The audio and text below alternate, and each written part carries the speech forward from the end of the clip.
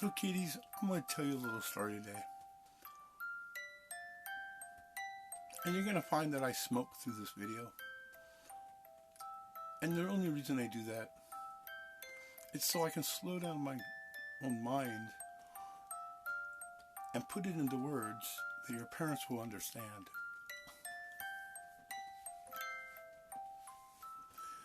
So anyways, let's get started.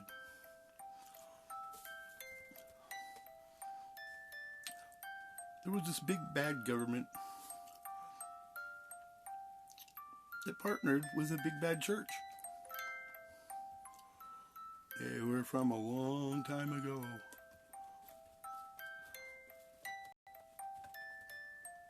Oh, and I also take short breaks once in a while to kind of let people's minds process the information. So anyways, let's just say they called themselves the Roman Empire. But we're not going to, we'll just say they called themselves that. So this Roman Empire was a conglomeration of a government and church. Church mostly ran it. And as much as I hate to go into the Bible, in Romans 13, it tells about how governing officials are all sent from God. Now, this was something that was taught back before, since we're talking about the Bible, this was something that was taught back before Jesus Christ. It was the theology of the church back then, before Christ was born, who was actually the ultimate rebel. Go figure. Yeah, you've been lied to for a long time, man. And yes, I'm only gonna smoke tobacco and making the cigarettes as I go here. Don't get hoped up. Oh my God! You ain't making cigarette things broke, man. I'm doing this right. Okay, so anyways,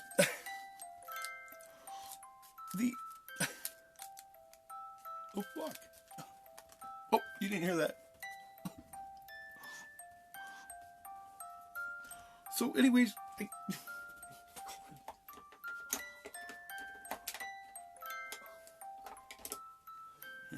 tent stake.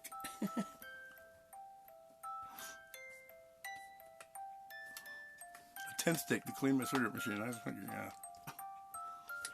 I'm just a homeless guy, okay? Fuck.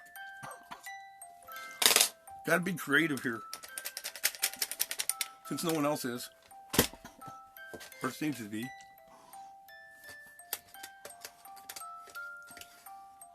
So anyways. I gotta fix it. Okay. So anyways,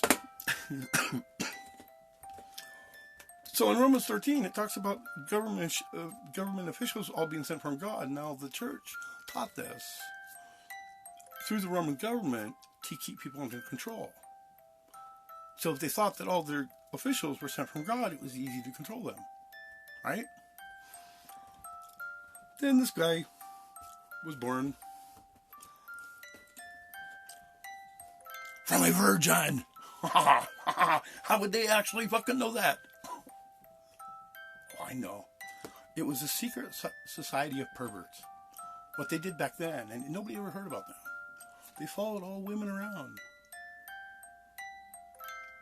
before they had sex to make sure that none of them had sex. These poor guys having to watch naked women all the time, just sitting there, you know.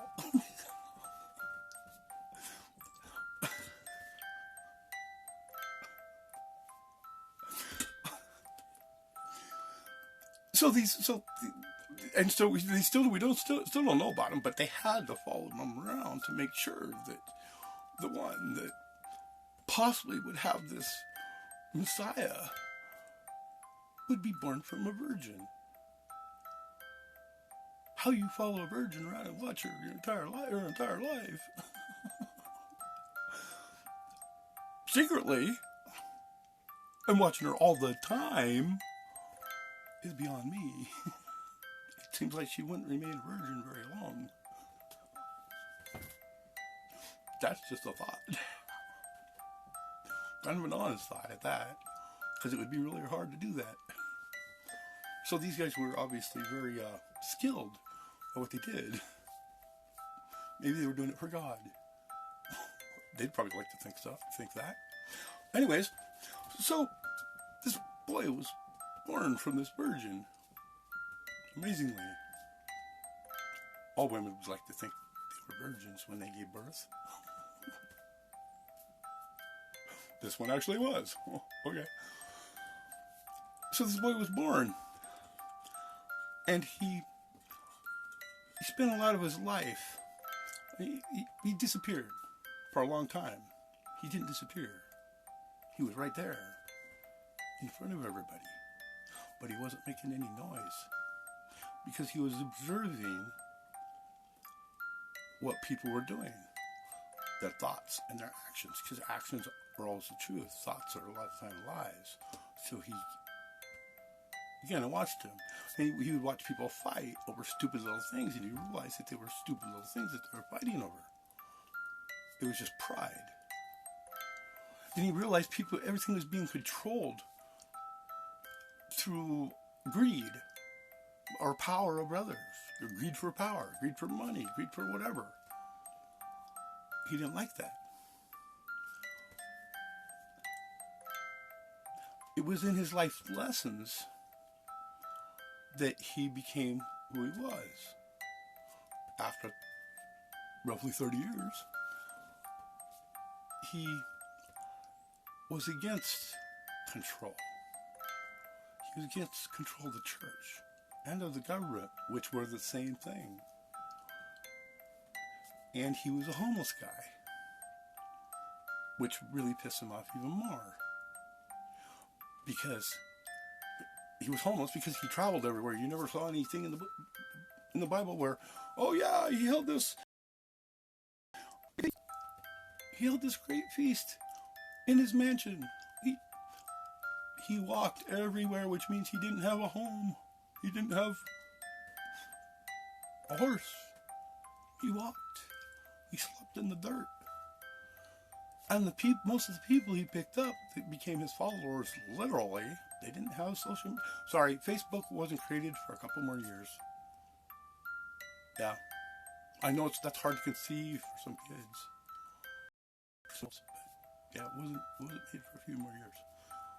So his followers were mostly homeless people. And you could imagine, back then, if you followed somebody, you stalked them, basically. You had to literally follow them. Because if you stopped and they kept going, you lose them. And then you'd have no idea where they went. Unless you followed the thousands of footprints that were all leading one way. I like to think of it as seeing Jesus coming up over the horizon. Just kind of peaceful. Just walking along. And all of a sudden a giant mob fucking goes over the hill behind him, like in the movies. But none of them were carrying weapons. Need that? They were just following a good guy. He didn't carry any weapons. Why would you carry weapons? Fight off squirrels? So he started leading people through cities. And he'd pick up more and more and more followers because he wasn't trying to control their thoughts. He was giving them a message of inspiration. Telling them they could be, and he said this many times, it's been recorded many times in and out of the Bible. He said, anyone could be greater than him. That was his message. That's an inspiring message because he had all these followers. People like inspiring messages. I don't know why. So, hold on. It's hard for me to make smoke here when I'm talking, apparently. We're going to be multiple talented. Yo, yo,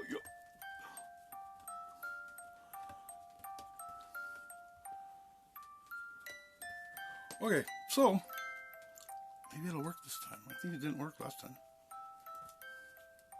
Okay, let's see. Oh, yeah. Yeah. Woo! Stay it.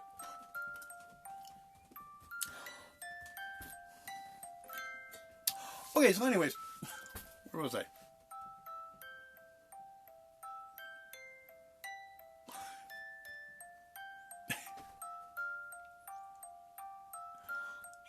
Oh yeah.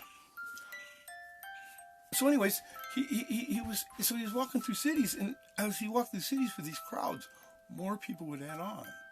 Usually it was homeless people because they didn't have homes. I'm going, wow, look at this crowd, this is great. And if you understand the size of his crowds, you go back to this fish story where he fed 5,000. Imagine 5,000 people following one guy through the countryside and into cities. That's a lot of people to be following one guy. It disrupted the Roman Empire very much. And the government and the church that was actually controlling that government, or was working with the government to control the people, they did not like this. Because this group was getting a lot bigger, and the whole fish story was, back there a little ways. He probably had tens of thousands of people following him. That's a lot of freaking people to be following you on foot.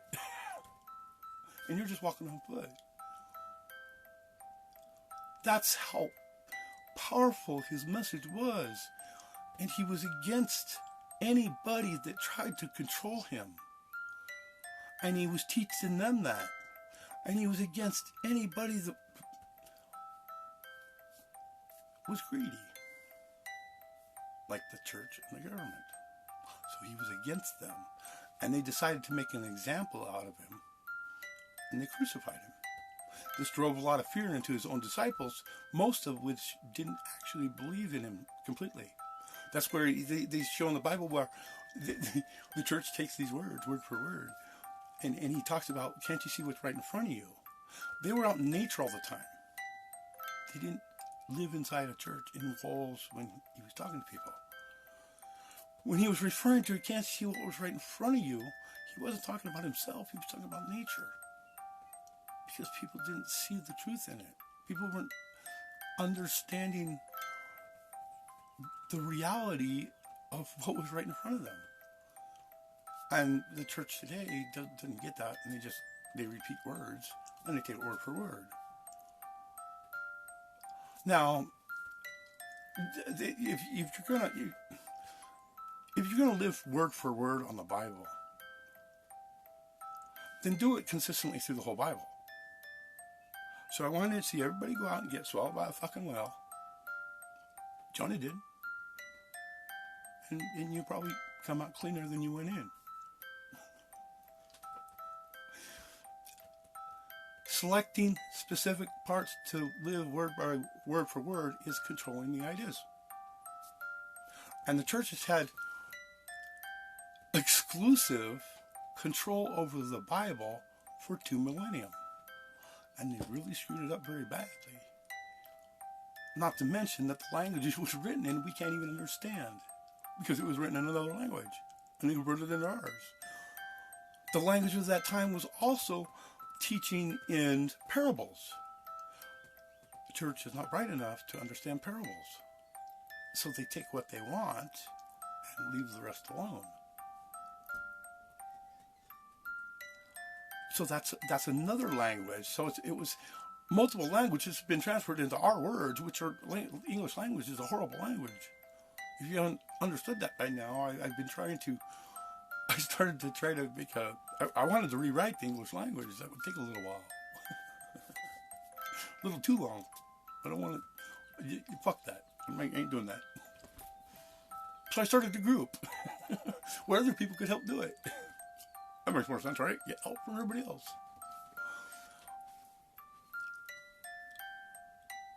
anyways, I'm getting way off track. How the fuck did I get to that? Okay, so anyways, so they crucified him because he was against the church and the government. And this was within the Roman Empire. He scared, they used him as an example and scared a lot of the people off. His own, like I said, his own disciples didn't understand who he was, but there was one that I know of, and that was Judas. Or, and in the Gospel of Thomas, it has a more accurate wording, or actual, where he wrote down conversations he had with Jesus, because Jesus only had intimate conversations with him because Jesus understood that he was the one that understood him the most. So he talked very closely with him, and Judas kind of wrote it all down, and he put it into this Gospel of Thomas. The church took out that Gospel of Thomas out of the Bible. It used to be in the Bible. They took it out of the Bible because it contradicts almost, in the wording, once you start to understand it, it contradicts everything they're trying to teach. So Jesus' words, his real words, the ones that a person actually understood, contradicts the church itself.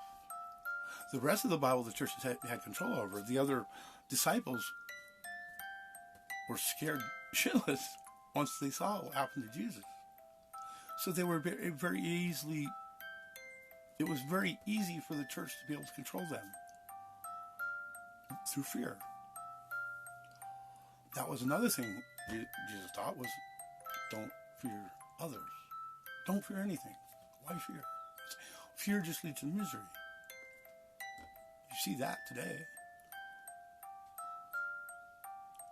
Look at the virus. People are going down to get test kits. It doesn't even make sense. Test kits when there's no cure. Because they fear that they may have something and they have no idea. So they want to go get a test kit to see if they have this virus. But there's no cure. Which means from the point that they find out they have this virus, they are going to be miserable until they die. And they're going to also make their own families miserable until they die. By just finding out that one bit of knowledge. Why would you want to do that to your own family? Why would you want to tear apart your family at the knowledge you're going to die? Why didn't you just leave that out of the picture and don't worry about it? Because it doesn't make sense. This whole test kits do not make sense. If there's no cure, what's the point of getting the test?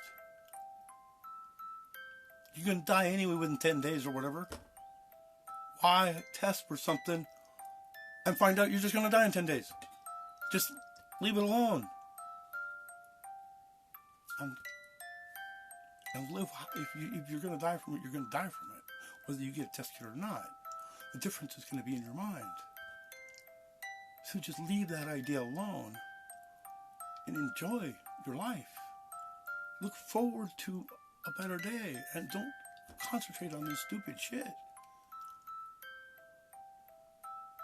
If your life, they say your life flashes before your eyes just before you die.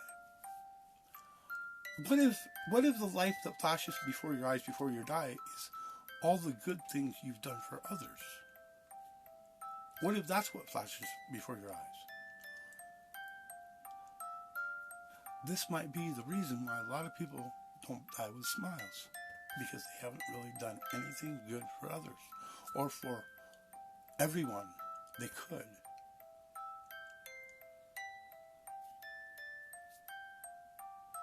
Makes sense, doesn't it? People who just think about others, they don't think about themselves, so they don't worry about dying. Which makes them actually live longer. Go figure. If you worry about dying all the time, the chances you're going to die are greater, and you're going to be miserable because you're thinking about it all the time. But when you don't think about dying, you don't care, and you just think about changing the world and doing what's best for others, you don't worry about dying. And then when in that final breath that you have, you realize that I'm about to die in like 10 seconds. All the stuff you've done for other people will flash before your eyes, and you'll die with a smile. How great is that? Not only that, all those people that you've changed lives, impact their lives in a positive nature.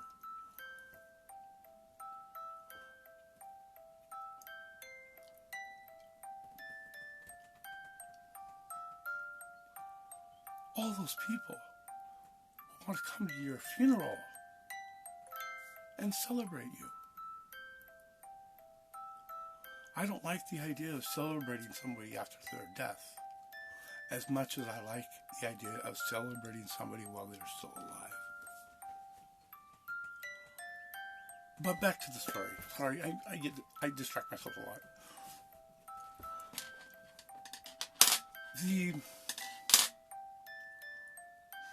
So the church crucified Jesus, and like I said, the theology is in Romans 13 of how what their theology was back then, before and as Christ lived, was that they were just trying to control everybody, and Christ was against all of it, and he was raising a freaking army of homeless people, which had no weapons. So it's not like they could go out there and just start, well, they had swords back then, stabbing people or whatever, because they didn't have any weapons. They would have been killing defenseless people, and that would look really bad in the face of the people that had homes. So they just had to crucify him. There's a problem with this, is that one man started the fall of the Roman Empire. And because back then you couldn't travel around very quickly, you didn't have vehicles and stuff like today, you didn't have social media and all that, the only way to share something with somebody was to walk over to them, walk 50 to 100 miles to them and share your knowledge. So it took a few hundred years for the Roman Empire to collapse because of that. But it was started with that one man. He was the ultimate rebel, and the church doesn't want you to know that.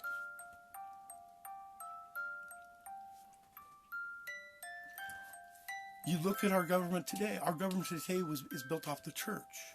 People are like, what do you mean? A government, in a new country, a government is built off of the main belief system, which was Christianity. But I refer to it as the church because they all are the church. There's all these different denominations, all this stuff that disagree with each other, on little things like, oh, well, that's blue, that's not red. No, that's red, that's not blue. So let's create two different sections of this religion. And that's all it is, religion. It's a belief system that controls people. Finds ways to control people and control the way they think. Because when you tell people how to think, then you are indoctrinating them into your own ideas. The one thing they don't teach you is how to think for yourselves. Because if you start thinking for yourselves, you start seeing through their lies. I spent 47 years in the church. Not actually in the church. But I went to private school and all that. I went to church school. Yay! God, that's the worst fucking decision my parents ever made. Come on. Fucking indoctrinate. Oh my God. I might even go there. I'll start ripping them apart. Not my parents, the church. So I was raised in the church. And what I mean is, I was raised in the church and I didn't go to church much in my later years. But I was raised in all the ideology and everything of what we were being taught was created by the church. So I was raised in the idea of the church. So the church is, they say the root of all evil is money. How can that be? That's an object. It can't do anything by itself. It's how it's being used by us. So to make a more appropriate saying of that saying, the root of all evil is greed. If you want to look at it from a physical sense, The church built our government. Our government is based off of our church. That's why they had a Bible in the courts. Our educational system is based off of the government and church. That's why they had a Bible in the educational system. The root of all evil in our country is Christianity. All the problems we have in our country are because of the church. And if you're gonna deal with a problem, you can't nitpick at little ideas and stuff that at the ends of that plant. Think of it as a plant in a garden. You've got a root, and then you've got or a weed in a garden. You've got a root, and then you've got everything spreading out from that. Well, if you go up there and you just snip off little tips of that weed,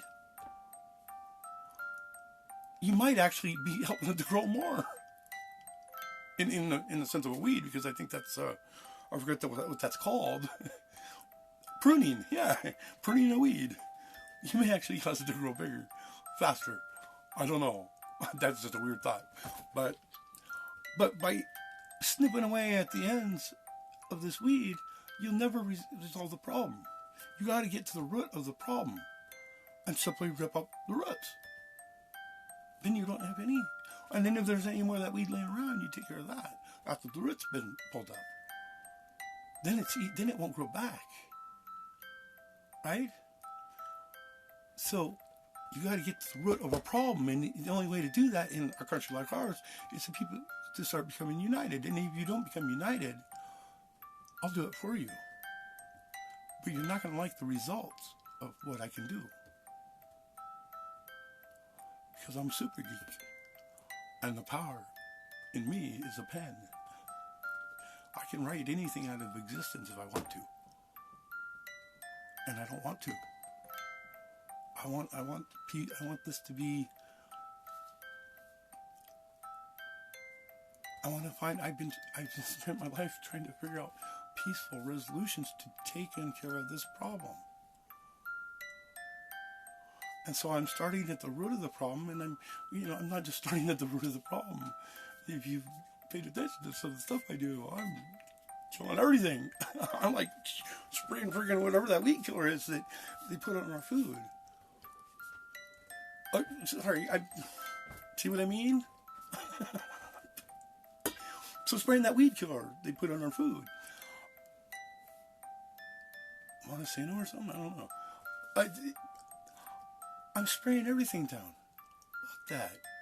I'm not going to fucking stop. I'm taking the church, the government, corporations, big pharma, and their bathtub operation.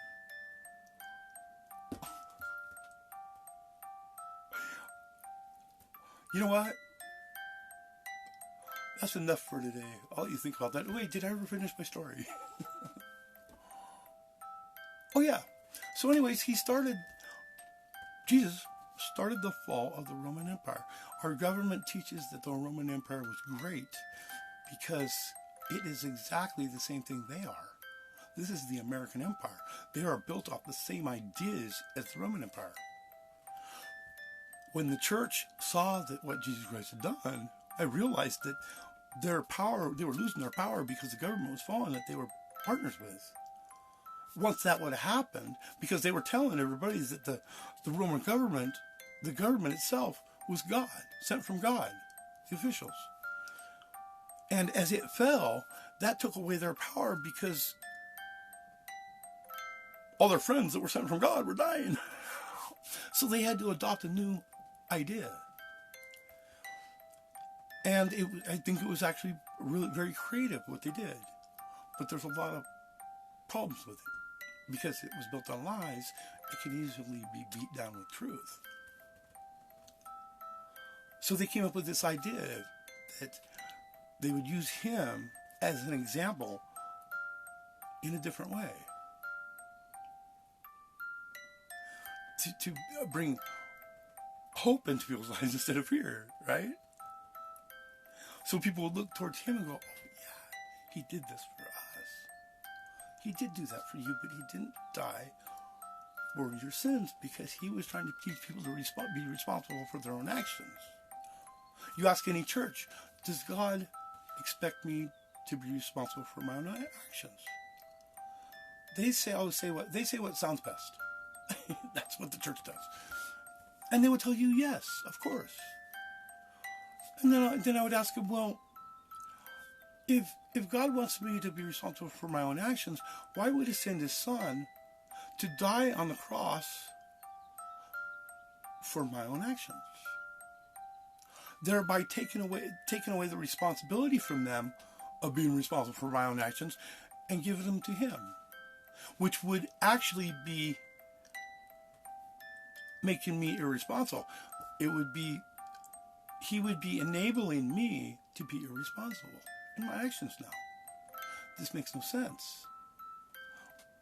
But what makes sense in the church? Why does nothing really make sense in the church? It's just really confusing. So everybody just listens. The people in the church are not bad people. There's a lot of good people in there.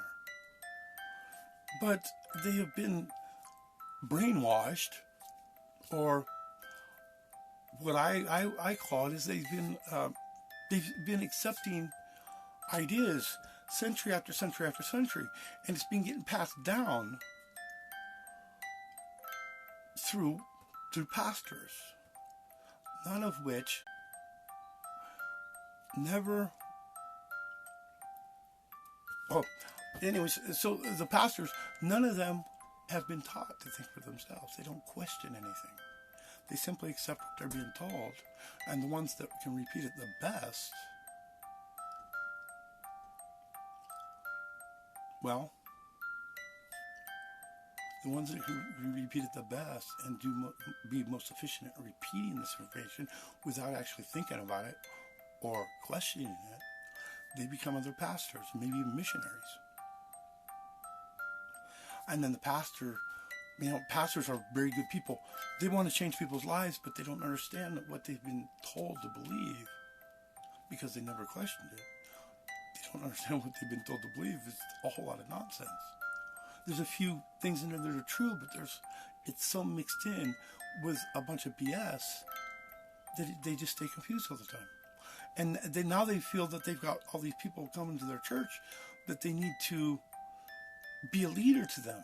And so they keep trying to repeat the same concept, and it basically just comes down to the same message every week, week after week. The same message in a little different wording. Because they can't think beyond that. So when I talk about the church, I don't hate on the church. I hate on the idea of the church because it has manipulated so many people. The people in the church are good people. For the most part, they are good people. And they're just being fooled. And so I'm going to start helping to pull them back out of that and start to understand the truth.